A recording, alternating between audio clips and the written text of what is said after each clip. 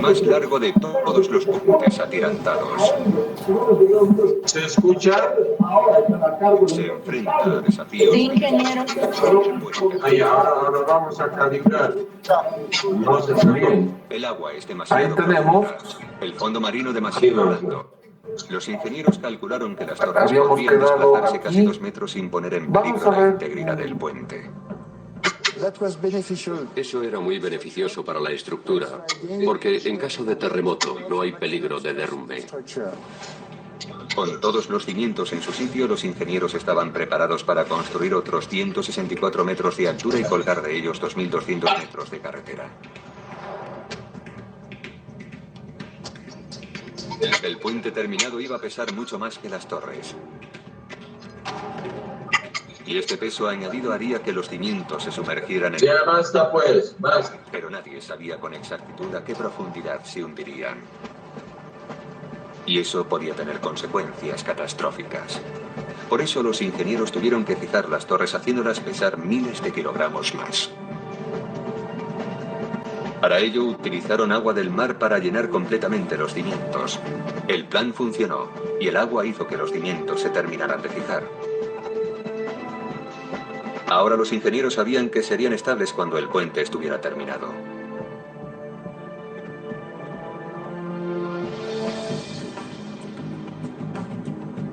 Mayo de 2002.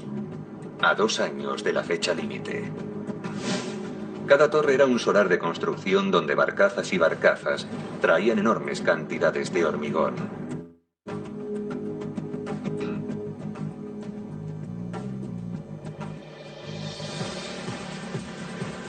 Las torres se alzarían de la superficie del agua en 4 secciones diferentes, todas de fundamental importancia y complejidad y enormes retos por sí mismas.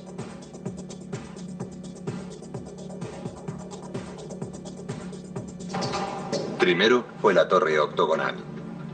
Esta soportaba la cabeza del eje, una pirámide invertida que servía de base a la torre de alta tensión. Las enormes patas se encontraban en la torre de tensión, que a su vez sostenía un enorme soporte de metal que servía de sujeción a los cables. El éxito de todo el puente dependía de la integridad estructural de todos estos elementos.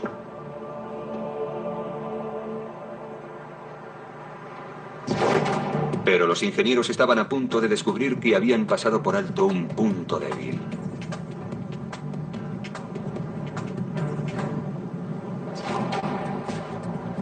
Como el Golfo de Corinto se encuentra sobre una falla sísmica activa, los ingenieros intentaron desde el principio construir el puente Río Nantiri a prueba de terremotos.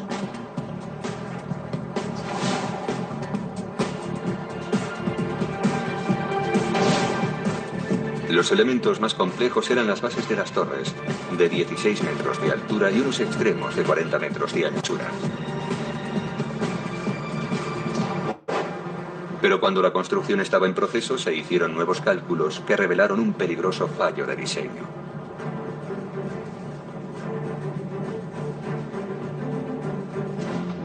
Un terremoto tendría un impacto sobre la base de las torres mucho mayor del que se creyó en principio.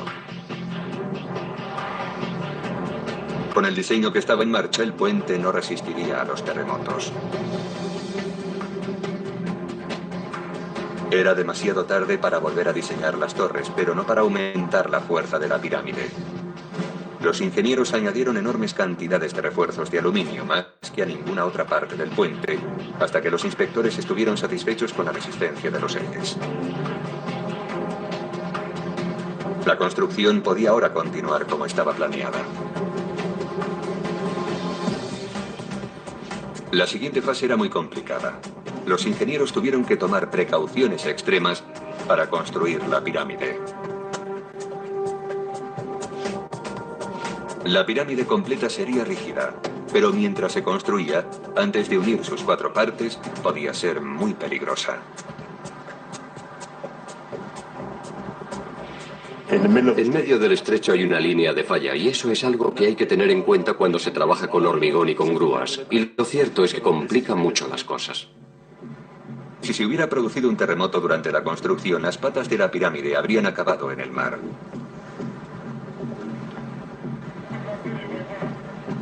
La mayoría de estructuras necesitan abrazaderas durante su construcción, pero aquí tuvieron otra idea más innovadora que esa. 4 enormes vigas rodearon las patas de la pirámide por 4 niveles diferentes. Se colocaron un total de 16 vigas. Hubo que construir mucho andamiaje que iba a ser temporal. Lo quitarían de allí en cuanto las piezas estuvieran en su sitio.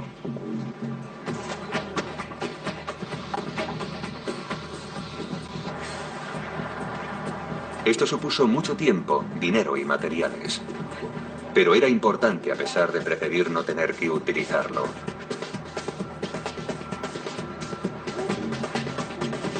Cuando las torres estuvieron terminadas, había un ascensor incrustado en una de ellas.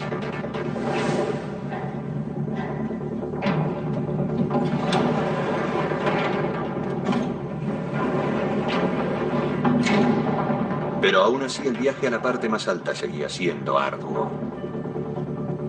El ascensor no llegaba hasta arriba. Se quedaba en la torre de alta tensión donde se unían las patas.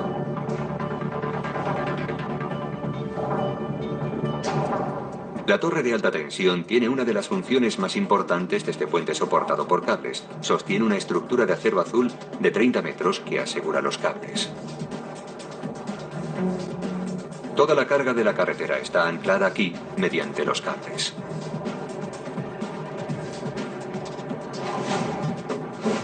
Estas descomunales torres se alzan a 164 metros sobre el nivel del mar. Son casi tan altas como el monolito de Washington. Pero hay otros 63 metros escondidos bajo la superficie, lo que hace que las torres sean considerablemente altas. Abril de 2003. Aún quedaban 20 meses para la fecha límite, pero aparece una nueva urgencia. Grecia es elegida para albergar los Juegos Olímpicos de 2004. Si el puente estaba listo 5 meses antes de lo previsto, la llama olímpica podría atravesarlo en su recorrido a Atenas. Los constructores se comprometieron a que esto ocurriera. Se construyeron las secciones de la carretera en tierra. El proceso de ensamblaje comenzó con unas enormes vigas de acero. Se necesitarían 186 secciones para construir la carretera que atravesaría el Golfo de Corinto. Los segmentos de cubierta estaban listos para ser instalados en el puente. Ya estaban equipados con los anclajes necesarios para los cables de soporte e incluso con barandillas de seguridad para el tránsito de peatones. Pero antes tenían que ser trasladados de tierra firme al Golfo, y eso era más fácil de decir que de hacer. Cada segmento era más grande que una pista de tenis y pesaba 270.000 kilogramos, y tenían que ser levantados en el aire y sobre el agua. Para hacer esto, los ingenieros utilizaron una grúa flotante especial llamada Tacklift. Podía levantar las enormes secciones de carretera a 50 metros, trasladarlas al puente y sostenerlas firmemente mientras eran instaladas. Cada día los trabajos empezaban al amanecer. La grúa Tacklift recogía una pieza de la carretera y se adentraba lentamente con ella en el Golfo. Dicha sección se instalaba justo al lado de la torre y esperaba en las alturas a que la siguiente sección fuera conectada.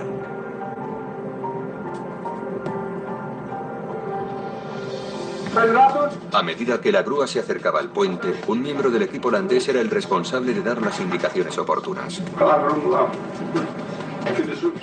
El capitán guiaba la barcaza al lugar indicado hasta que la nueva sección llegaba a la carretera ya existente. Los topógrafos utilizaron lo último en tecnología para asegurarse una precisión milimétrica, pero se encontraron con un problema. El viento era tan fuerte que ni siquiera la grúa Tacklift podía sujetar el vano firmemente. Tuvieron que esperar 2 horas.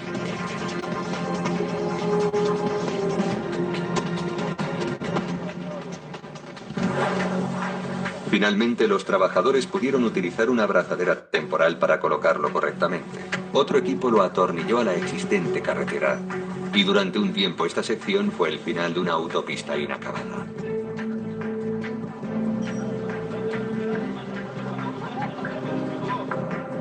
Cuando se retiró la grúa del puente, las nuevas secciones de la cubierta se sujetaron con cables que a su vez estaban anclados a la estructura de la torre de alta tensión.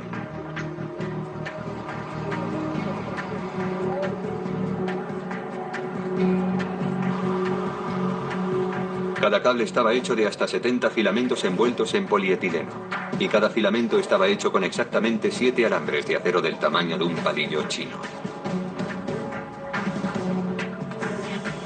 Cuando instalaron los cables, cortaron los extremos sobrantes y les aplicaron una capa especial para prevenir la oxidación. Se necesitaron 368 cables en total para sujetar la carretera, que medía más de 2 kilómetros, y 40 kilómetros de cables hechos de 4,5 millones de kilogramos de acero. En el verano de 2003 quedaba solo un año para que la antorcha olímpica cruzara el puente. Tras una temporada de trabajo relativamente fácil, los trabajadores se enfrentaban ahora a una de sus peores pesadillas. Un terremoto azotó el puente aún sin terminar. Fue el 14 de agosto de 2003. Se produjo un temblor de 6,2 grados en la escala de Richter cuando las torres estaban aún en construcción. La creación del enorme puente Río Nantirion se enfrentaba al desastre. Las torres eran extremadamente vulnerables, y lo que era peor, el terremoto se produjo cuando los trabajadores estaban instalando una nueva sección de carretera. Milagrosamente, nadie resultó herido de gravedad.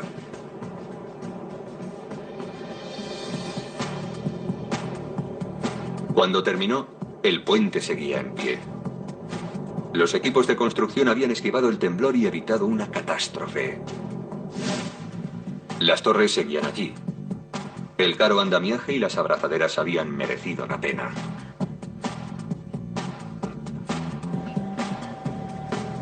Pero esto fue solo el principio. Los ingenieros sabían que habría más terremotos. Por eso diseñaron el puente con una característica de seguridad única. La carretera es como un enorme columpio. Así, en caso de terremoto, se puede mover libremente, siendo inmune a los temblores de tierra más violentos. Pero el propio diseño que protege al puente de los terremotos lo hace vulnerable a los vientos. El reto al que se enfrentaron los ingenieros fue construir una carretera que no se balanceara con el viento, pero que sí se pudiera balancear durante un terremoto. Para soportar condiciones climatológicas adversas, los diseñadores crearon un innovador sistema de tornapuntas. Con fuertes vientos, esta tornapunta principal lo sostendría firmemente y evitaría que la carretera se moviera. Cuando las condiciones climatológicas son más extremas, es decir, cuando hay un terremoto o algo parecido, este sistema no es suficiente. Pero con este diseño, en casos extremos, el sistema de amortiguadores sí sería suficiente.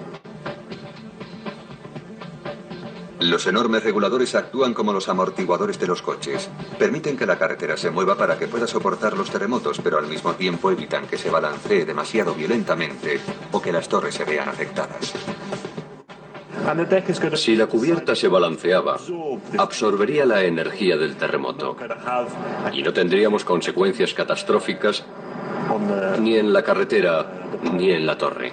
La solución era absorber la energía del terremoto y para ello era importante que el puente se pudiera balancear. La cubierta se tenía que poder balancear y absorber el movimiento con los amortiguadores. Esta suspensión permite que la carretera se mueva hasta 5 metros. En caso de terremoto, dicha carretera lo soportará sin problemas. Otro complicado reto de diseño predecía el comportamiento de los cables. Todos los cables vibran, pero demasiadas vibraciones terminarían dañando el puente. Por eso los ingenieros incorporaron dos innovadores sistemas para intentar evitar posibles problemas en el futuro. Aunque el ojo inexperto puede fácilmente pasarlos por alto, están a plena vista. En cada cable hay un anillo. Si los cables del puente Río Nantirion vibran demasiado, los ingenieros pueden colocar un cable adicional que une todos los anillos. Es como silenciar un arpa poniendo la mano en las cuerdas. En los cables hay otro pequeño artilugio. Estos son más pequeños y menos visibles que los anillos. Se trata de un resalte que recorre la longitud de la funda blanca de los cables. Parece ornamental, pero lo cierto es que tiene un papel fundamental en la longevidad y seguridad del puente. Esta fue una lección que un puente de Texas aprendió a la fuerza. El puente Fred Hartman, en Baytown, no es tan grande como el río Nantirion en el centro de Grecia. El vano central es de 380 metros y no de 2000, y atraviesa un río, no el Golfo de Corinto. No hay ninguna línea de falla sísmica y la profundidad del agua no es excesiva. Por eso fue toda una sorpresa que los cables del Fred Hartman empezaran a portarse mal. Y no solo un poco mal. Los cables vibraban tanto que empezaron a romper en pedazos el puente. Las vibraciones eran intermitentes y su porqué era todo un misterio. Con buen tiempo no había problemas. Con fuertes vientos o lluvias intensas tampoco había problemas. Pero con lluvias suaves y vientos suaves provenientes de una determinada dirección sí había problemas. Tras un sinfín de análisis y pruebas de túnel de viento se pudo saber por qué. Al parecer, tan solo un pequeño chorro de agua podía acabar con los cables. El agua cambiaba el perfil de cada cable lo suficiente para que el viento los pusiera en movimiento. Sin embargo, si había un viento fuerte, este alejaba el agua de los cables. Y si había demasiada lluvia, no se formaban pequeños chorros de agua.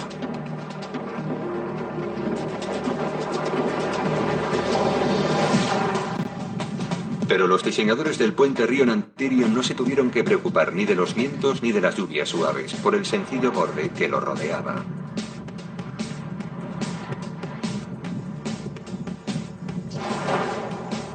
En la primavera de 2004, la nueva fecha límite de agosto estaba cada vez más cerca.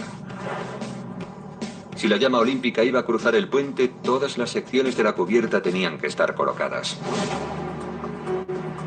En mayo, la grúa Tacklift trasladó la última sección de carretera desde la plataforma hasta la línea del puente. Finalmente, los esfuerzos de los contratistas habían merecido la pena.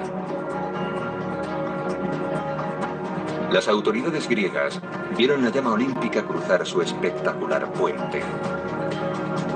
Una semana después, el puente se abrió al tráfico 4 meses antes de su fecha límite original.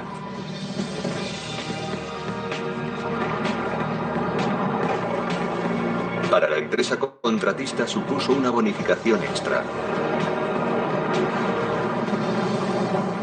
Pero los trabajos en el puente nunca han llegado a terminarse. Los trabajadores pasaron de los trabajos de construcción a los trabajos de mantenimiento. Para acceder a los laterales y a la parte inferior del puente, los inspectores utilizan un andamiaje motorizado llamado casillete, pero buscar las partes oxidadas es todo un reto. Tenemos que inspeccionar el puente todos los años. La pintura amarilla tiene que ser examinada de extremo a extremo. Y eso nos lleva aproximadamente 3 semanas, ya que hay que revisar todos los pernos y las zonas pintadas de amarillo. Aquí tenemos unos 400 pernos, o quizás más, según nos acercamos al vano central. Se colocaron todos en un día, o mejor dicho, en un turno de 8 horas. Y tenemos que comprobar con mucho cuidado que no muestren signos de debilidad. No es fácil revisar toda la estructura mientras continúan los trabajos de construcción. Pero seguramente que nos dejemos algunos sin revisar, a pesar de las miles y miles de inspecciones que se hicieron durante la construcción. Tras un día entero revisando partes amarillas, te vuelves loco, de verdad. Los trabajos de mantenimiento en esta megaestructura nunca son rutinarios. Los empleados necesitan formación especial y fortaleza física para acceder a las partes más difíciles del puente.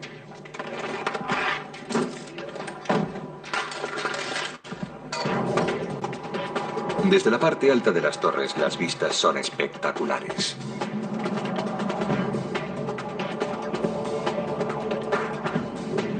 Pero trabajar con buen tiempo no es ningún lujo aquí, sino una medida básica de seguridad.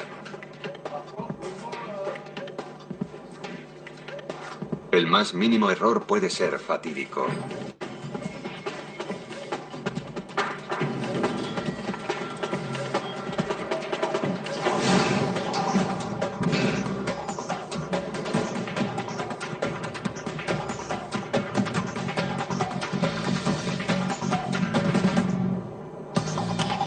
Estos temerarios son conocidos como alpinistas, igual que los escaladores. Son especialistas en mantenimiento de puentes y trabajan para la compañía francesa que ha construido el puente. Estos alpinistas llegan a los lugares más insospechados. Como medida de seguridad, perforan un único agujero. Allí colocan un único perno. Y de él dependerá su seguridad.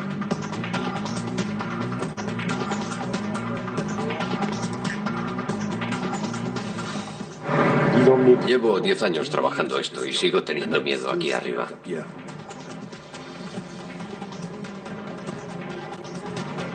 Cuando los alpinistas llegan a los cables, se cuelgan de una especie de rodillos.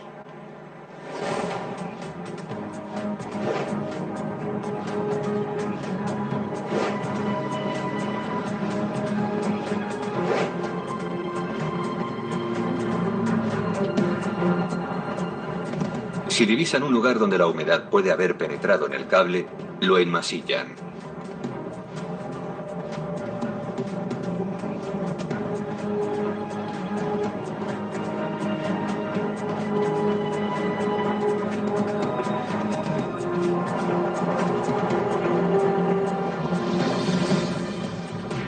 Normalmente empiezan por la parte superior y luego van descendiendo.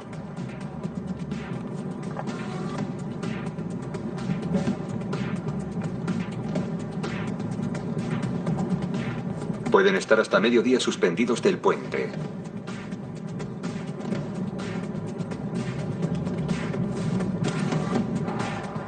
Repiten esta operación durante meses hasta que revisan los 368 cables.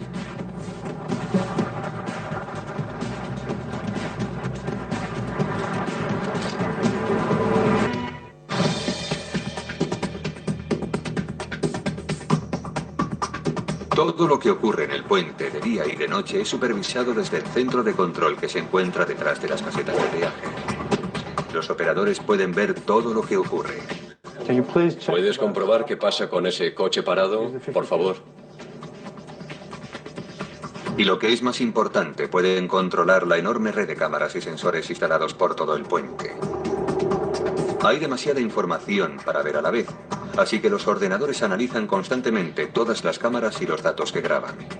Cuando un ordenador detecta un posible problema, avisa a los operadores.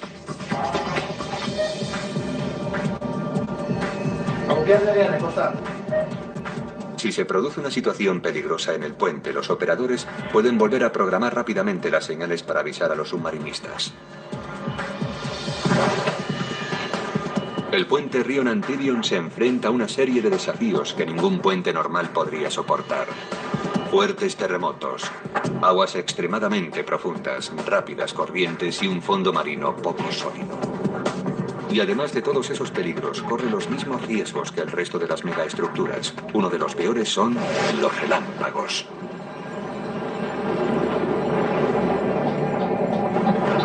Un solo rayo equivale a 1000 millones de voltios y alcanza los 30.000 grados centígrados.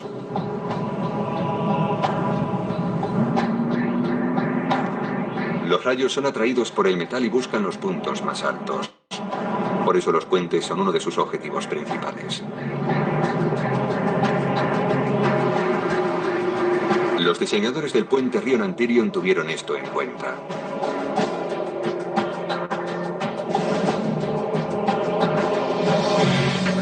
La mejor defensa de un puente contra los rayos es el pararrayos. Los preserva de los efectos de las descargas eléctricas. En el puente Rion-Antirion los pararrayos están conectados a unas cintas de metal que conducen las descargas eléctricas alrededor del puente hasta llegar al mar. Un monitor electrónico de la torre registra las veces que los rayos alcanzan el puente. Mediante una luz roja intermitente, los ingenieros saben cuántas veces los rayos han alcanzado el puente.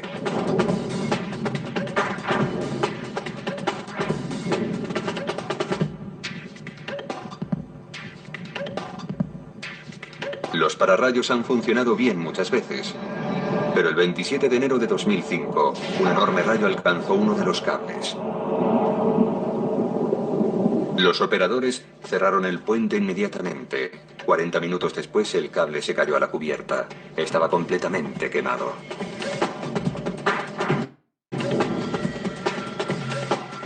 Perder un cable no era peligroso. El puente había sido construido tan bien que podía permitirse perder 2 o incluso 3 cables sin suponer ningún problema. 3 días después del incidente, el cable dañado había sido reemplazado.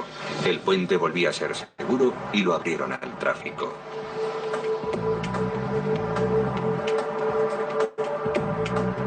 La rápida reparación supuso otro triunfo para los constructores de esta megaestructura y sigue siendo motivo de orgullo para los que estuvieron implicados. Tuve mucha suerte porque trabajé en la construcción del puente. Me gusta que mi hijo diga, mi papá construyó el puente. Y a veces me dice, venga papá, vamos al puente, a tu puente. Y eso me hace sentirme muy orgulloso. Antes de su construcción, la Unión Europea consideró el puente de Rion-Antirion como uno de sus proyectos más urgentes. Actualmente el enlace ha cambiado la geografía de la región.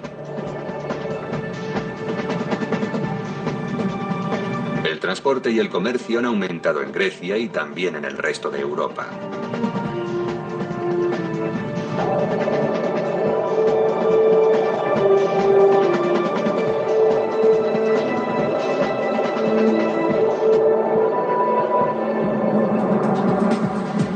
Más de 100 años después de que el Parlamento de Grecia propusiera construir un puente aquí, solo 5 años después de que empezara su construcción, este puente aparecía en los libros de récords.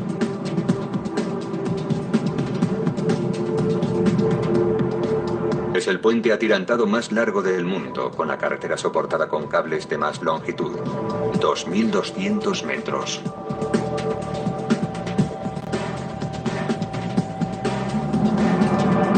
Tiene los cimientos más grandes del mundo y también los más profundos, 60 metros por debajo del mar. Una ingeniería altamente innovadora permite que el puente Rion-Antirion sobreviva donde para otros puentes sería imposible.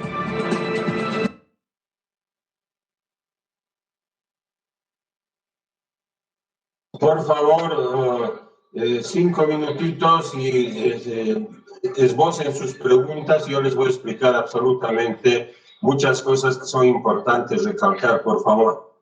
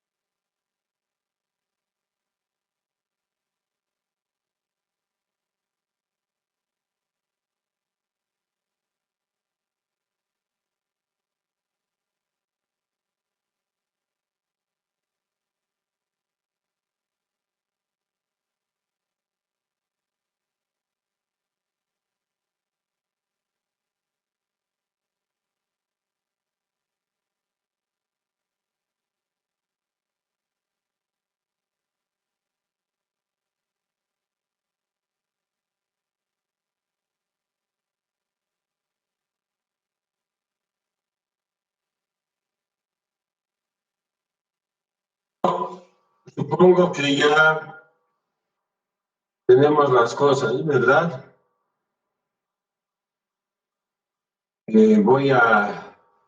Otra vuelta voy a dejar de presentar, voy a presentar nuevamente.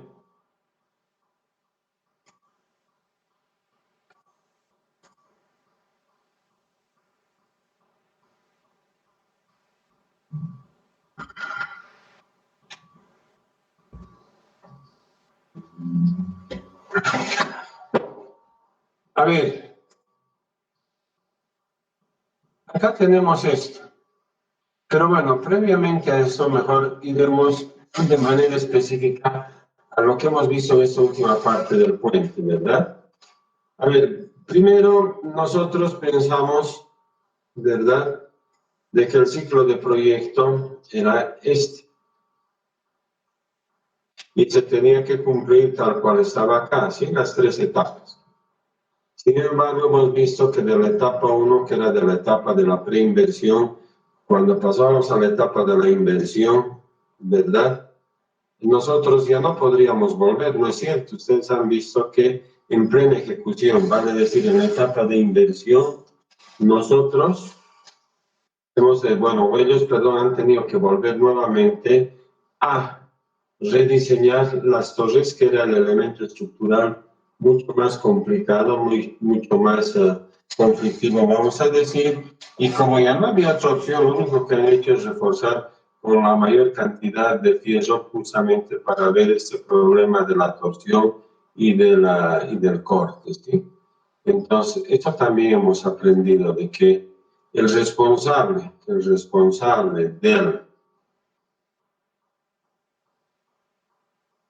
de la ejecución del proyecto sigue siendo el contratista. Todo se elude cuando se llega a tener la recepción definitiva. Ahí sí,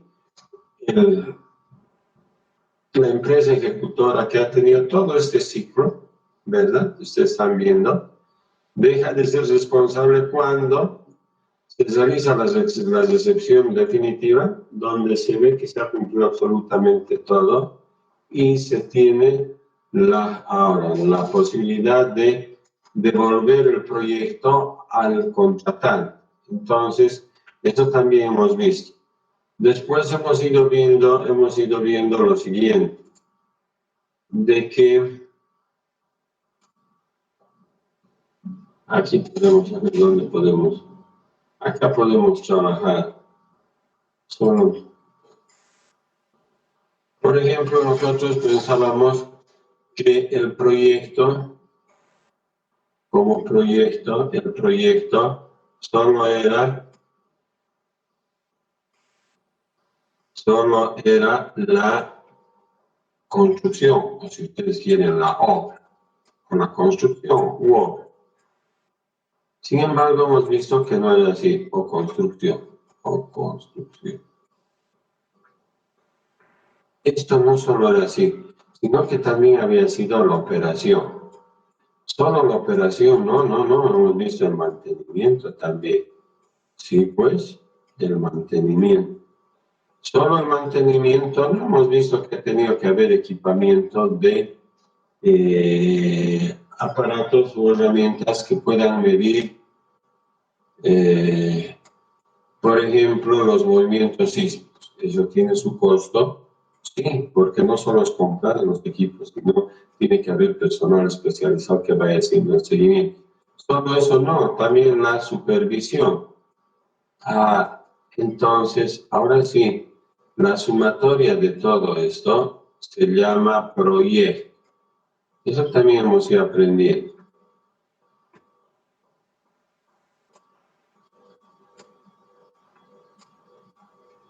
Esas son varias de las cosas que hemos ido aprendiendo. Y lo último, hemos visto que los métodos y procesos constructivos estaban muy bien acomodados al proyecto. ¿Qué les quiero decir? Parece reiterativo, ¿no? El proyecto se hacía en el mar, por lo tanto, ustedes han visto todo el equipo que está utilizado han tenido que adecuar a esas condiciones. Normalmente este tipo de proyectos no se los realiza, ¿verdad? Son 1, 2, 3, 4, en el mundo habrá 10, 20, 50, pero puentes, por ejemplo, emplazados en suelo, la mayoría esa, seguramente habrá en todo el mundo más de 50.000. Esas son las consideraciones que se ha hecho. Entonces, con todo eso, ahora sí, espero las preguntas de usted. Por favor, vayamos preguntando.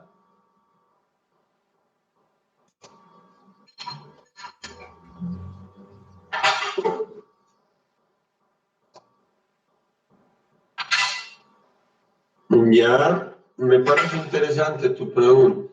Por vida, sí, pero vamos a entender esto por favor tenemos que entender. Vida sí, pero esta vida que la llamamos N es vida útil de proyecto, vida útil. Entonces, para nosotros, ¿cuánto es la vida útil de un proyecto? En este caso, de acuerdo a la inversión, podría ser, de acuerdo a la inversión, 10 años, 20, 30. En este caso es un proyecto muy especial, no sé si habrá o algo más, pero esa es la vida. No es de por vida, es de acuerdo a la vida útil.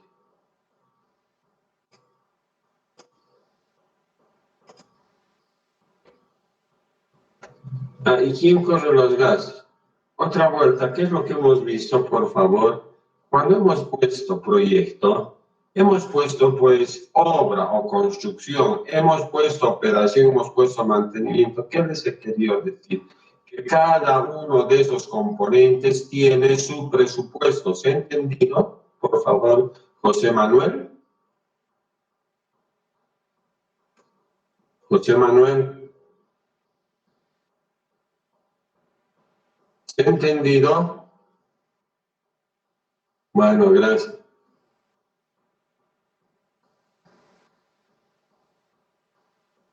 A ver, ¿qué es lo que hemos visto? A ver, si nosotros tenemos estructuras esbeltas, sin ningún otro tipo de obras adicionales, hemos visto que es más propenso a que colapse con el temblor. Pero ¿qué es lo que han hecho? Fácil. Ustedes se han fijado. Han generado esos aziostres, esas vigas que decía. Por supuesto, por ejemplo, el decir vallas de aluminio no son vallas de aluminio, son vallas de fierro estructural. Es decir, hay que entender que estos videos hacen gente que solo son periodistas, y por supuesto es una profesión noble, pero no tienen todo el bagaje técnico que nosotros estamos empezando a asimilar, ¿sí? Entonces, por supuesto, un terremoto, ¿uno qué hace? Tiene que ir a lugares seguros, por lo tanto, no es pues conveniente seguir trabajando, pero fíjense, ellos han pescado en el mar y en plena ejecución del proyecto. ¿Qué podían haber hecho? Tirarse al mar era peor.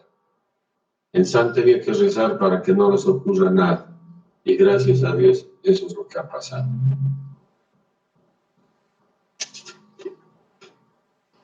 ¿Se ha entendido? Rodrigo.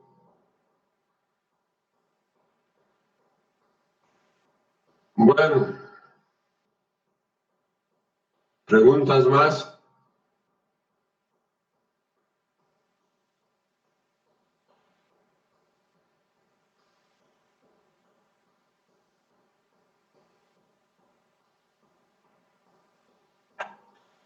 Miren, ¿qué es lo que hemos aprendido? Es que tenemos que ir aprendiendo. ¿Qué se llama esto? Lecciones aprendidas.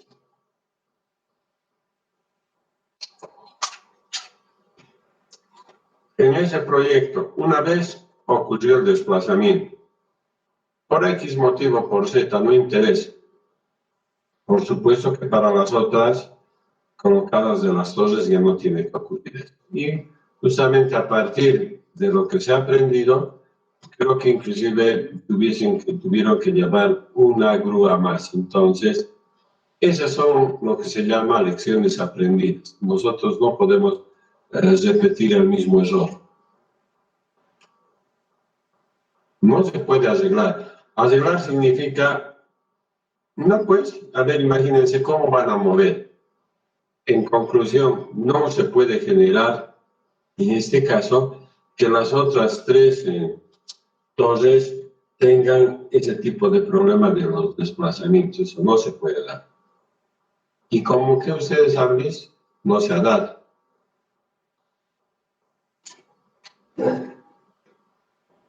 ¿Se ha entendido?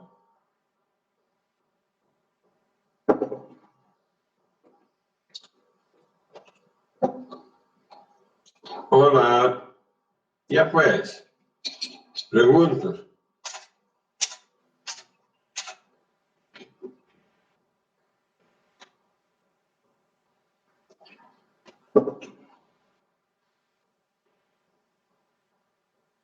A ver, Abelito, por favor, quiero que me entiendas, ¿sí?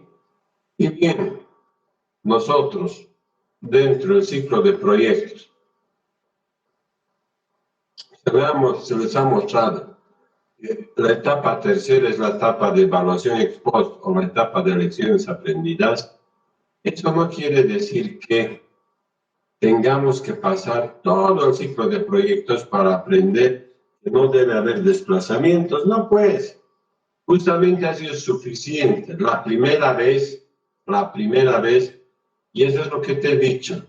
No sé si te fijaste, eran 3 grúas que estaban llevando. Entonces, por supuesto, dice que aumentaron una más. Eso que se llama lecciones aprendidas. No necesita terminar el proyecto. En plena ejecución del proyecto, hemos aprendido de que en eso no podemos fallar.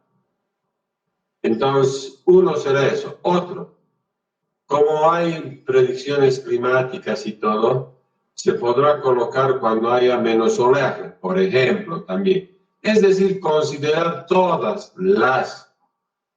los factores que no consideré porque pensé que era suficientemente seguro emplazar de esa manera.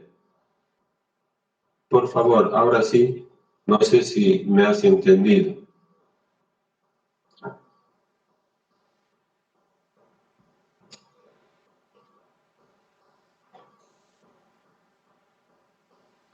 ¿Otras preguntas más?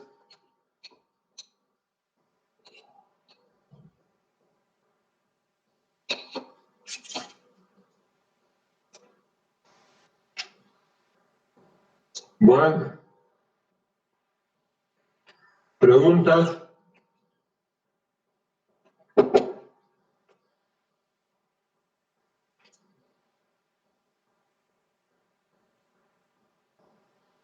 Bueno, ¿no hay más preguntas?